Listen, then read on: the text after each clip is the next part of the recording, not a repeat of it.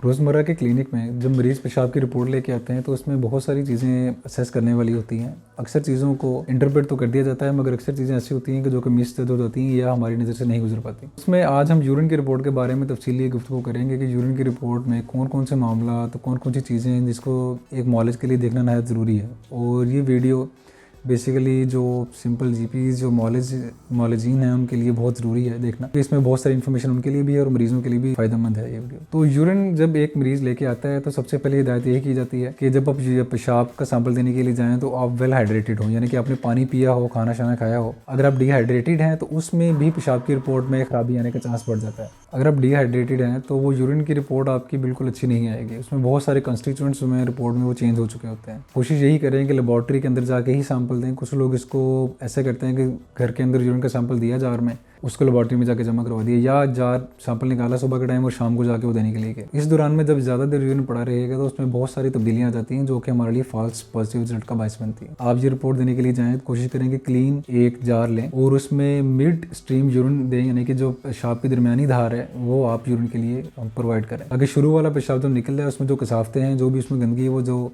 False report काज कर सकती है वो निकल जाएगी तो आपको यूरिन एक अच्छे तरीके से आएगा। यूरिन के जब आप सैंपल जमा करवाते हैं तो उसमें सबसे पहली चीज़ उसका वॉल्यूम असेस किया जाता है। उसके बाद उसकी टर्बिडिटी यानी कि उसकी थिकनेस को देखा जाता है, उसके कलर को नोट किया जाता है। उसके बाद फिर जो है उसके बायोकेमिकल अपीयरेंस के ऊपर आया जाता है। सबसे पहले यूरिन की पीएच देखी जाती है कि बहुत ज़्यादा उसमें तेजाबियत तो नहीं है या बहुत ज़्यादा अल्कलाइन तो नहीं है, तो उसको जज किया जाता है। उसके बाद फिर जो यूरिन की स्पेसिफिक ग्रेविटी को देखा जाता है। स्पेसिफिक ग्रेविटी बेसिकली एक लेमन टर्म में अगर हम बोले तो ये उसका भारापन या हल्कापन है। स्पेसिफिक ग्रेविटी ज़्यादा होने का मतलब ये समटाइम ये होता है कि सल्यूट्स यानी कि नमकियात का अखराज यूरिन में ज़्यादा हो रहा है। कम होने का मतलब ये है कि आप बहुत ज़्यादा हाइड्रेटेड हैं या कोई डिजीज़ ऐसी है जो कि यूरिन को बहुत ज़्यादा पतला किए हुए है।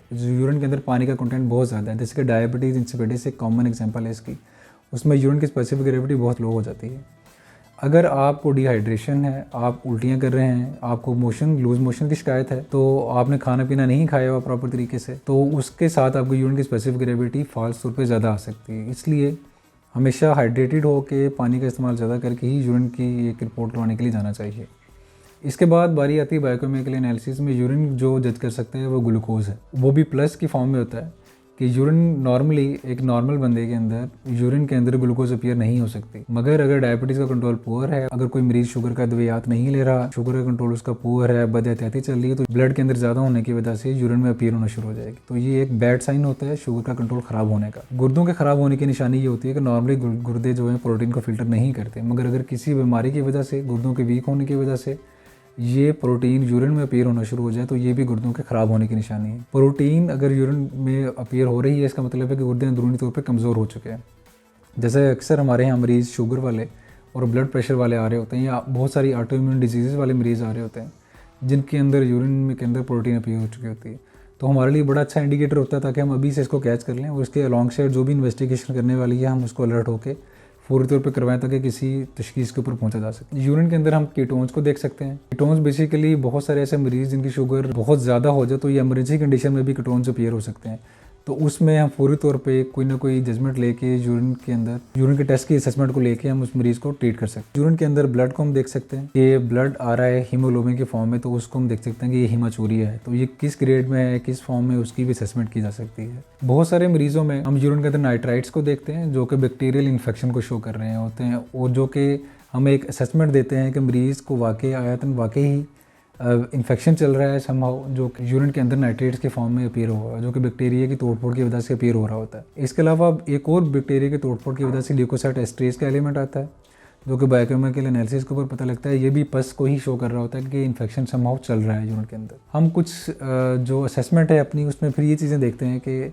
माइक्रोस्कोपिक लेवल के ऊपर यूरिन के अंदर क्या चल रहा है। माइक्रोस्कोप के अंदर फिर हम एक्चुअल उस फॉर्म में देखते हैं कि यूरिन के अंदर पस सेल कितने हैं। पस सेल बिल्कुल गोल शेप में आते हैं, अपीयर होते हैं। मल्टीपल कंडीशंस में अपीयर हो सकते हैं, जो कि पाइलोनेफ्राइटिस के लिए की वजह से, यूरोट्राइटिस की वजह से, सिस्टाइटिस यानी कि ब्लैडर की इन्फ्लेमेशन की वजह से, और यूरोथ्राइटिस यानी कि यूरेथ्रा पेशाब की नाली की सोच की वजह से पस सेल अपीयर हो सकते हैं। कुछ कंडीशन ऐसी होती है जिसमें पस सेल जो कि न्यूट्रोफिल की फॉर्म में गुर्दे के अंदरूनी तो स्ट्रक्चर बेसिक फॉर्म में नेफ्रॉन्स उसके ट्यूब्यूल्स के अंदर से निकलना शुरू हो जाता है, हालांकि इसमें इन्फेक्शन नहीं होता। ये भी समहाउ पस की फॉर्म में अपीयर हो रहा होता है यूरिन में। इसके अलावा आरबीसीज जो हैं मल्टीपल फॉर्म्स में यूरिन में अगर अपीयर होना शुरू हो जाए तो ये भी हमें अलर्ट करते हैं कि सम ऑफ हेमाचूरिया चल रहा है। तो इसको हम रूल आउट करें कि आया कोई ट्यूमर है, कोई इन्फेक्शन है मिसाने के अंदर, गुर्दे के अंदर कोई स्टोन तो नहीं चल रहा जो कि ये वजह कर रहा है, या आया गुर्दे की अंदरूनी जो साख्त है नेफ्रॉन्स के अंदर से ही ब्लीडिंग स्टार्ट होगी, जैसे ग्लोमेरुलोनेफ्राइटिस वाली कंडीशन में होता है। इसके अलावा बहुत सारी कास्ट अपीयर हो सकती हैं, एपिथेलियल सेल अपीयर हो सकते हैं जो कि गुर्दों के अंदरूनी तोड़-फोड़ के शिकार की वजह से अपीयर हो रहे होते हैं। उसके अलावा हम जो बहुत सारे क्रिस्टल्स को देख रहे होते हैं जो कि मुख्तलिफ पत्थरियों की शक्ल में या क्रिस्टल्स जो अपीयर हो रहे होते हैं, जो कि हमें इंडिकेटर कर रहे होते हैं कि आया ये ऑक्सलेट के क्रिस्टल हैं, यूरिक एसिड के क्रिस्टल हैं या सिस्टीन के क्रिस्टल। तो हम डाइट के एक पैटर्न थोड़ा सा सेट करने में हमें ये मावन होते हैं, ये हमें पता लगे कि किस स्टेज के ऊपर ये चीज़ें चल रही हैं, तो हम इसको टाइमली असेस करें, टाइमली इसको फर्दर इन्वेस्टिगेट करके इसके ऊपर काबू पा सकें। तो यूरिन की रिपोर्ट में ये सारे मामला देखने से हमें बहुत अच्छे तरीके से आइडिया हो सकता है किस लेवल के ऊपर इन्फेक्शन जो है चल रहे हैं, जो ब्लड है वो किस लेवल के ऊपर आया हुआ है और इसको हमने किस तरह से ट्रीट करना है। Thank you so much.